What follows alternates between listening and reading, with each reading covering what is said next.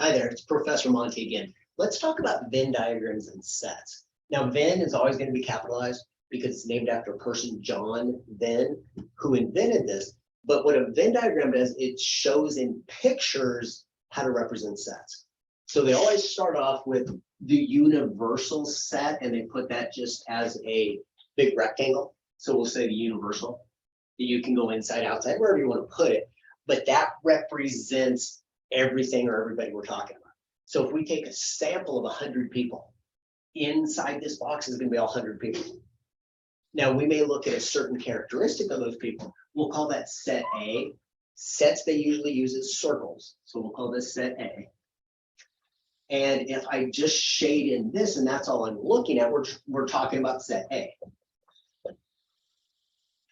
Okay, so another example of that, say I've got the same universal set, the same set A, but this time we're talking about everybody that doesn't have characteristic A, whatever that is. Maybe we're looking for people that are left-handed. A is the set of people that are left-handed.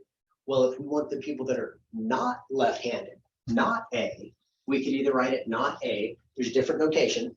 We could write A with a little apostrophe, that means not A, or we could write A with a bar over it. So there's different ways of writing it, they all mean the same thing. This is referred to as the complement of A. And so it's everything not in A. So we would shade everything outside of A. That would be not A, or the complement of A. Okay, so we've got that. What if we have more than one set? Well, one possibility, here's my universal set. Maybe I've got two different sets. These are A and B. Now, if we talk about the union of these, and I have a video on union and intersection, the union means or, so it's anything in A, or in B, or in both.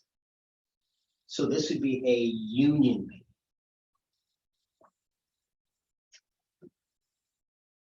And then I could talk about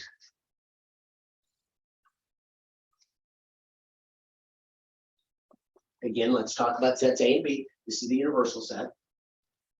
And then if I talk about a intersection B, looks like that, it's called intersection.